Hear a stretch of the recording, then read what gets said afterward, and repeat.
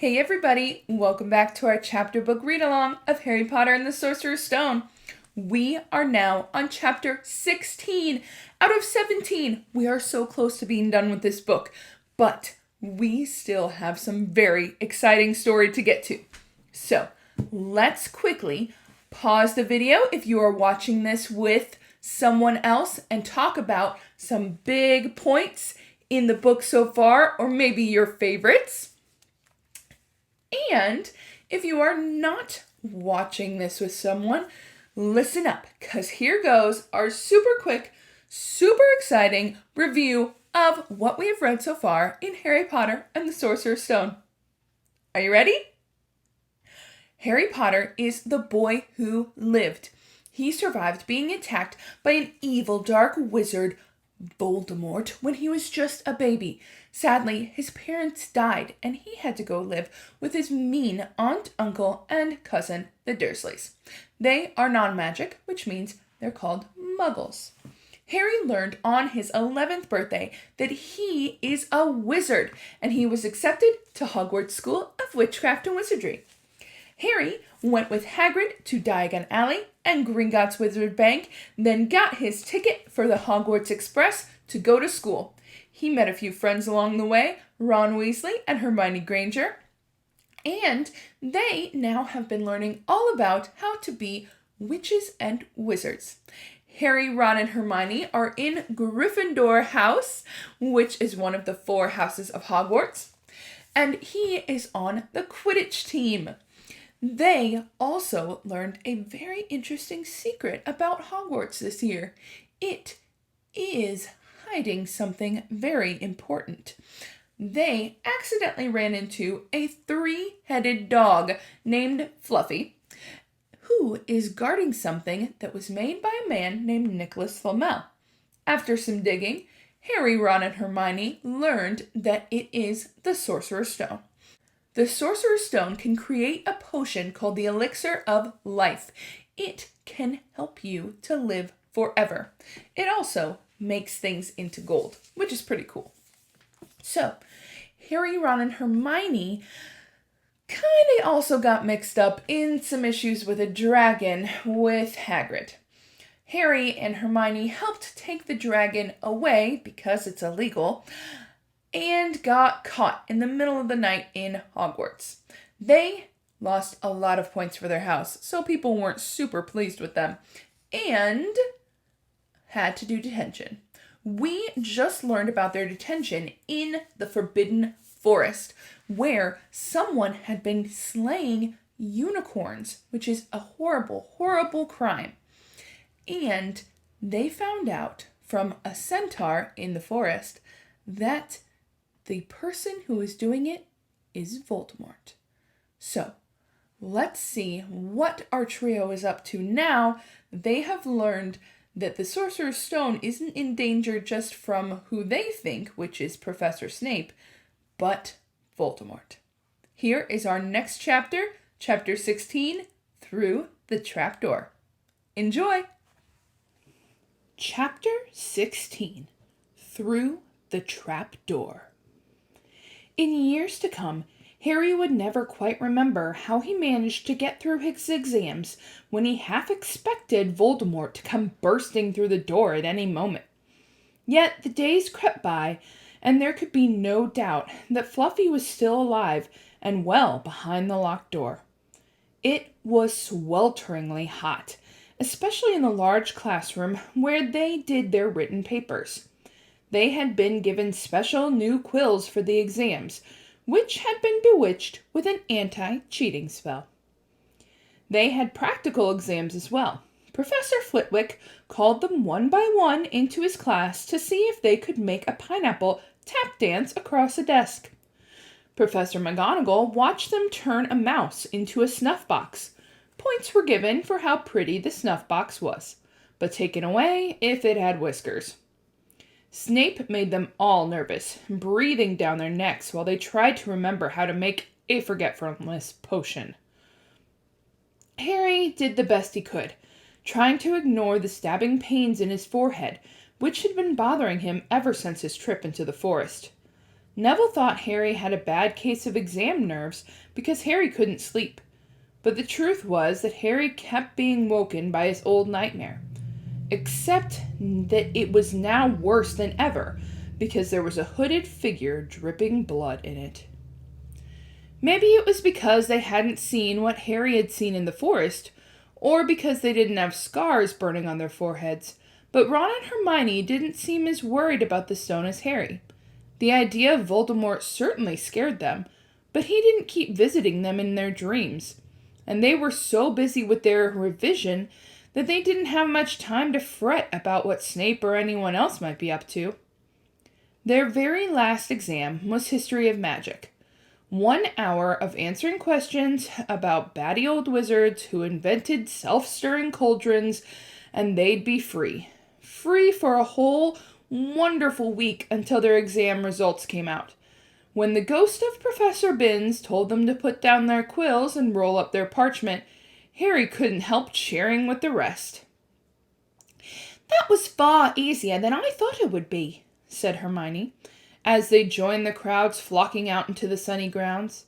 "I needn't have learned about the 1637 Werewolf Code of Conduct or the uprising of Elfric the Eager." Hermione always liked to go through their exam papers afterwards, but Ron said this made him feel ill, so they wandered down the lake and flopped under a tree. The Weasley twins and Lee Jordan were tickling the tentacles of a giant squid, which was basking in the warm shallows. "No more revision," Ron sighed happily, stretching out on the grass. "You could look more cheerful, Harry. We've got a week before we find out how badly we've done. There's no need to worry yet." Harry was rubbing his forehead. "I wish I knew what it means," he burst out angrily. "My scar keeps hurting. It's happened before, but never as often as this." "Go to Madame Pomfrey," Hermione suggested. "I'm not ill," he said. "I think it's a warning. It means danger is coming." Ron couldn't get worked up. It was too hot. "Harry, relax. Hermione's right. The stone's safe as long as Dumbledore's around. Anyway, we've never had any proof Snape found out how to get past Fluffy. He nearly had his leg ripped off once. He's not going to try it again in a hurry. And Neville will play Quidditch for England before Hagrid lets Dumbledore down." Harry nodded, but he couldn't shake off a lurking feeling that there was something he'd forgotten to do. Something important. When he tried to explain this, Hermione said, "That's just the exams. I woke up last night and was halfway through my Transfiguration notes before I remembered we'd already done that one." Harry was quite sure the unsettled feeling didn't have anything to do with work, though. He watched an owl flutter towards the school across the bright blue sky, a note clamped in its mouth. Hagrid was the only one who ever sent him letters. Hagrid would never betray Dumbledore. Hagrid would never tell anyone how to get past Fluffy. Never, but... Harry suddenly jumped to his feet. "Where are you going?" said Ron sleepily. "I just thought of something," said Harry, and he had gone white. "We've got to go see Hagrid, now." "Why?" panted Hermione, hurrying to keep up. "Don't you think it's a bit odd," said Harry, scrambling up a grassy slope, "that what Hagrid wants more than anything else is a dragon, and a stranger turns up who just happens to have an egg in his pocket? How many people wander around with dragon eggs if it's against wizard law? Lucky they found Hagrid, don't you think? Why didn't I think of it before?" "What are you on about?" said Ron, but Harry, sprinting across the grounds toward the forest, didn't answer. Hagrid was sitting in an armchair outside his house. His trousers and sleeves were rolled up, and he was shelling peas into a large bowl. "Hello?" he said, smiling. "Finished your exams? Got time for a drink?" "Yes, please," said Ron, but Harry cut across him. "No, we're in a hurry. Hagrid, I've got to ask you something. You know the night you won Norbert? What did the stranger you were playing cards with look like?" "Dunno," said Hagrid casually. "He wouldn't take his cloak off." He saw the three of them look stunned and raised his eyebrows. "It's not that unusual. You get a lot of funny folk in Hogshead. That's one of the pubs down in the village. Might have been a dragon dealer, mightn't he? I never saw his face. He kept his hood up." Harry sank down next to the bowl of peas. "What did you talk with him about, Hagrid? Did you mention Hogwarts at all?" "Might have come up," said Hagrid, frowning as he tried to remember. "Yeah, he asked me what I did, and I told him I was a gamekeeper here. He asked me a bit about sort of creatures I look after. So I told him, and I said I'd always really wanted was a dragon. And then, I can't remember too well, 'cause he kept buying me drinks. Let's see, yeah, then he said he had dragon's egg and we could play cards for it if I wanted. But he had to be sure I could handle it. He didn't want to go into any old home, so I told him after Fluffy, a dragon would be easy." "And did he seem interested in Fluffy?" Harry asked, trying to keep his voice calm. "Well, yeah. How many three-headed dogs do you meet, even around Hogwarts?" So I told him, "Fluffy's a piece of cake if you know how to calm him down. Just play him a bit of music and he'll go straight off to sleep." Hagrid suddenly looked horrified. "I shouldn't have told you that," he blurted out. "Forget I said it. Hey, where are you going?" Harry, Ron, and Hermione didn't speak to each other at all until they came to a halt in the entrance hall, which seemed very cold and gloomy after the grounds. "We've got to go to Dumbledore," said Harry. "Hagrid told that stranger how to get past Fluffy, and it was either Snape or Voldemort under that cloak. It must have been easy once he got Hagrid a drink. I just hope Dumbledore believes us. Firenze might back us up if Bane doesn't stop him. Where's Dumbledore's office?" They looked around, as if hoping to see a sign pointing them in the right direction. They had never been told where Dumbledore lived, nor did they know anyone who had been sent to see him. "We'll just have to..." And then Harry began, but as suddenly a voice rang across the hall. "What are you three doing inside?" It was Professor McGonagall, carrying a large pile of books. "We want to see Professor Dumbledore," said Hermione, rather bravely, Harry and Ron thought. "See Professor Dumbledore?" Professor McGonagall repeated, as though this was a very fishy thing to want to do. "Why?" Harry swallowed. "Now what?" "It's sort of a secret," he said, but he wished at once he hadn't, because Professor McGonagall's nostrils flared. "Professor Dumbledore left 10 minutes ago," she said coldly. "He received an urgent owl from the Ministry of Magic and flew off for London at once." "He's gone," said Harry frantically. "Now?" "Professor Dumbledore is a very great wizard, Potter. He has many demands on his time, but this is important. Something you have to say more important than the Ministry of Magic, Potter?" "Look," said Harry, throwing caution to the winds. "Professor, it's about the Sorcerer's Stone." Whatever Professor McGonagall had expected, it wasn't that. The books she was carrying tumbled out of her arms, but she didn't pick them up. How did you know?" she sputtered. "Professor, I know that someone's trying to steal this stone.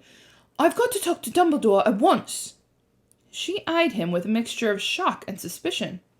"Professor Dumbledore, we'll be back tomorrow," she said finally.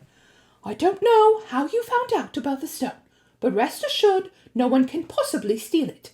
It's too well protected." "But Professor Potter, I know what I am talking about," she said shortly. She bent down and gathered the fallen books. "I suggest you all go back outside and enjoy the sunshine." But they didn't. "It's tonight," said Harry, once he was sure Professor McGonagall was out of earshot. "Snape's going to go through the trapdoor tonight. He's found out everything he needs now, and now he's got Dumbledore out of the way. He sent that note. I bet the Ministry of Magic will get a real shock when Dumbledore turns up." "But what can we..." Hermione gasped. Harry and Ron wheeled around. Snape was standing there. "Good afternoon," he said smoothly. They stared at him. "You shouldn't be inside on a day like this," he said, with an odd, twisted smile. "We were," Harry began, without any idea of what he was going to say. "You might want to be careful," said Snape. "Hanging around like this, people will think you're up to something. And Gryffindor really can't afford to lose any more points, can they?" Harry flushed. They turned to go back outside, but Snape called them back. "Be warned, Potter. Any more nighttime wanderings, and I will personally make sure you're expelled. Good day to you." He strode off in the direction of the staff room. Out on the stone steps, Harry turned to the others. "Right, here's what we have to do," he whispered urgently. "One of us has got to keep an eye on Snape. Wait outside the staff room and follow him if he leaves it. Hermione, you'd better do that." "Why me?" "It's obvious," said Ron. "You can pretend you'll be waiting for Professor Flitwick. You know," he put on a high voice. "Oh, Professor Flitwick, I'm so worried. I think I've got question 14B wrong." "Oh, shut up," said Hermione, but she agreed to go and watch out for Snape. "And we'd better stay outside the third-floor corridor," Harry told Ron. "Come on." But that part of the plan didn't work. No sooner had they reached the door separating Fluffy from the rest of the school than Professor McGonagall turned up, and this time she lost her temper. "I suppose you think you're harder to get past than a pack of enchantments," she stormed. "Enough of this nonsense. If I hear you've come anywhere near here again, I'll take another 50 points from Gryffindor. Yes, Weasley, from my own house." Harry and Ron went back to the common room. Harry had just said, "At least Hermione's on Snape's tail," when the portrait of the fat lady swung open and Hermione came in. "I'm sorry, Harry," she wailed. "Snape came out and asked me what I was doing, so I said I was waiting for Flitwick, and Snape went in to get him. I've only just got away. I don't know where Snape went." "Well, that's it then, isn't it?" said Harry. The other two stared at him. He was pale and his eyes were glittering. "I'm going out of here tonight, and I'm going to try to get that stone first." "You're mad," said Ron. "You can't," said Hermione. "After what McGonagall and Snape have said, you'll be expelled." "So what?" Harry shouted. "Don't you understand? If Snape gets a hold of the stone, Voldemort's coming back. Haven't you heard what it was like when he was trying to take over? There won't be any Hogwarts to get expelled from. He'll flatten it, or turn the school into a school for dark arts. Losing points doesn't matter anymore, can't you see? Do you think he'll leave you and your families alone if Gryffindor win the House Cup? If I get caught before I can get the stone, well, I'll have to go back to the Dursleys and wait for Voldemort to find me there. It's only dying a bit later than I would have done because I'm never going to the dark side. I'm going through that trapdoor tonight, and nothing you two can say is going to stop me. Voldemort killed my parents, remember?" He glared at them. "You're right, Harry," said Hermione in a small voice. "I'll use the invisibility cloak," said Harry. "It's just lucky I got it back." "But will it cover all three of us?" said Ron. "All three of us?" "Oh, come off it. You don't think we'd let you go alone?" "Of course not," said Hermione briskly. "How do you think you'd get to the stone without us? I'd better go and look through my books. There might be something useful." "But if we get caught, you two will be expelled too." "Not if I can help it," said Hermione grimly.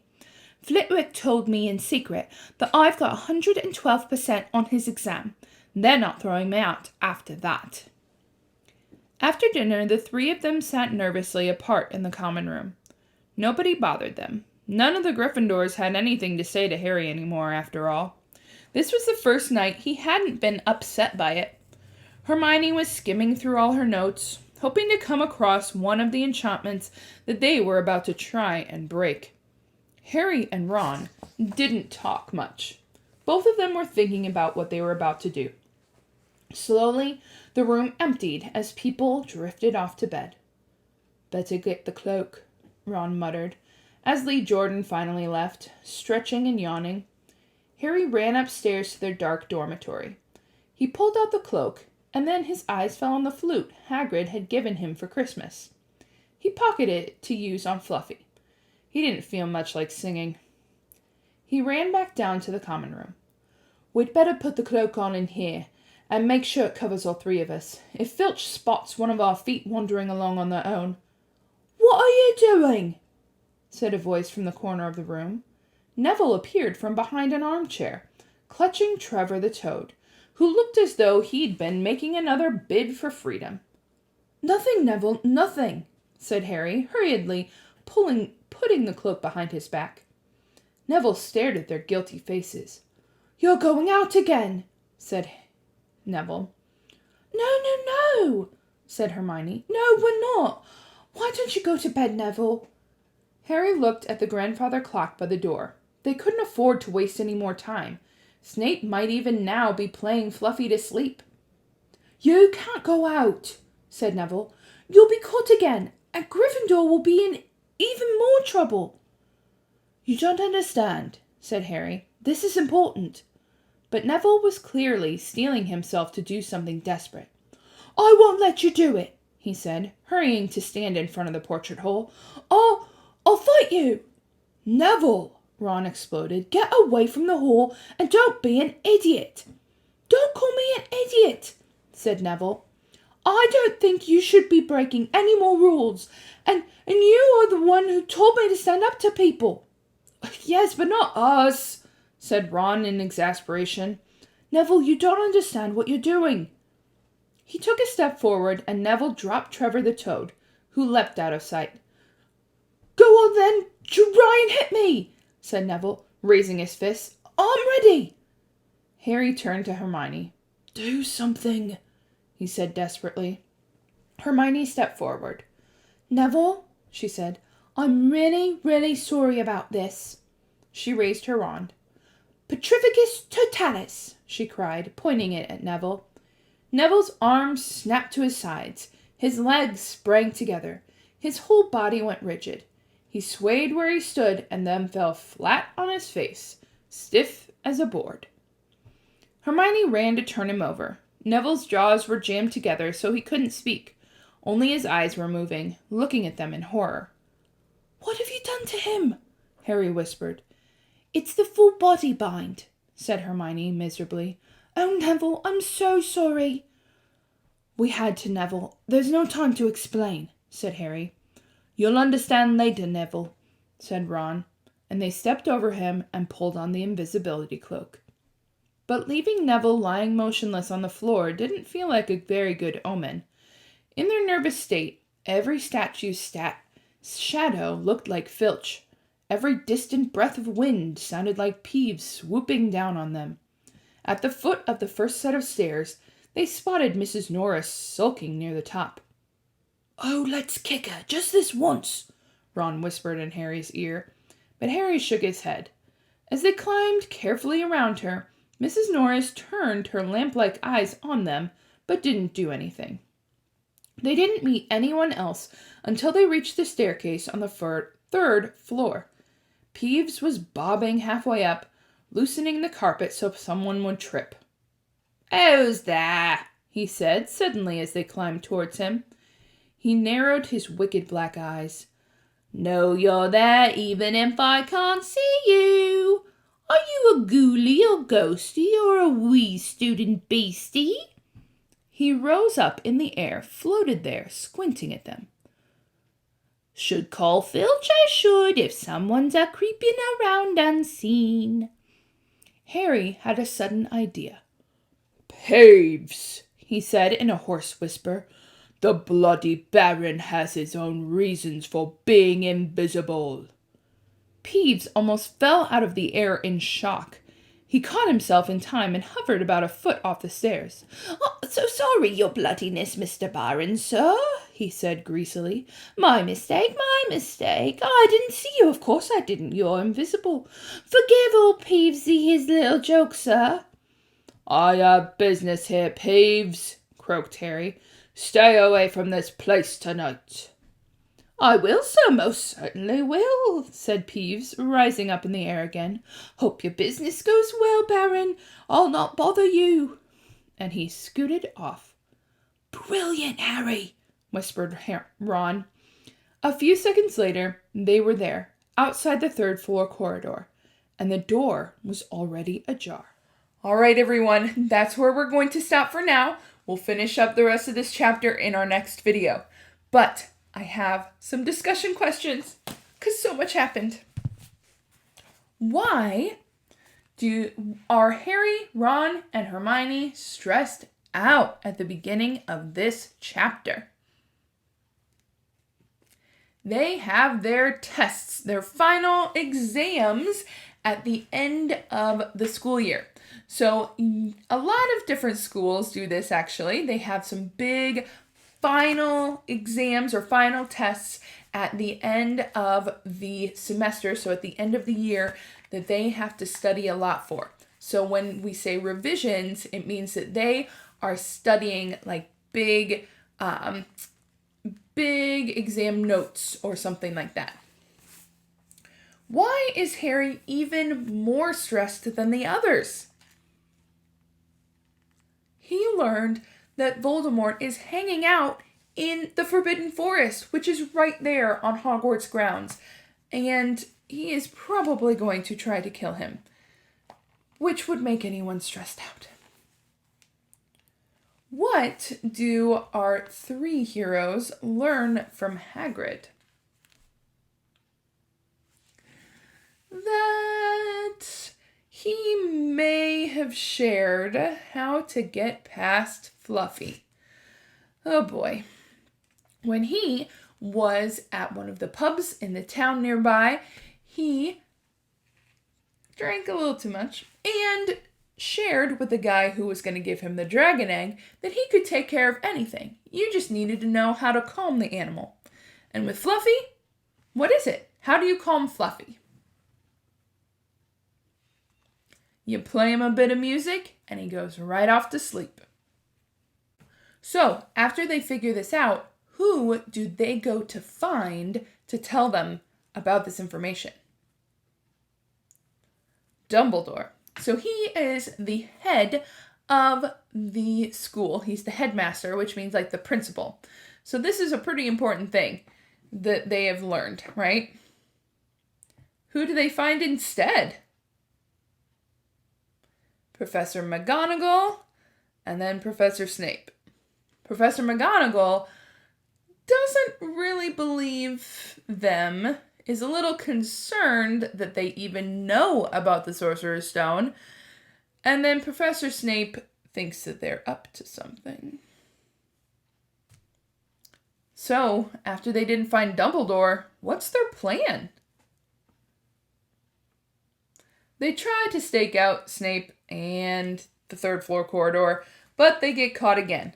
So, they have to make another plan, which is to go through the trapdoor that night. Why does Hermione put Neville in a full body bind? Neville was being very brave and telling his friends that they should not go and break the rules again. Now, it is very important, sadly, for Harry, Ron, and Hermione to go and do this thing so that they can stop Voldemort. But Neville doesn't want him to lose more points for Gryffindor. They're already in big trouble. Who do our three meet in the halls while they're under the invisibility cloak? Peeves the Poltergeist. He is a ghost, and Harry tricked him into leaving them alone all night long. So, they are going to go through the trapdoor in the rest of this chapter, and I can't wait to see what happens next. We hope to see you next time, and I hope you have enjoyed so far our Harry Potter and the Sorcerer's Stone read along. We'll see you next time. Bye, everyone!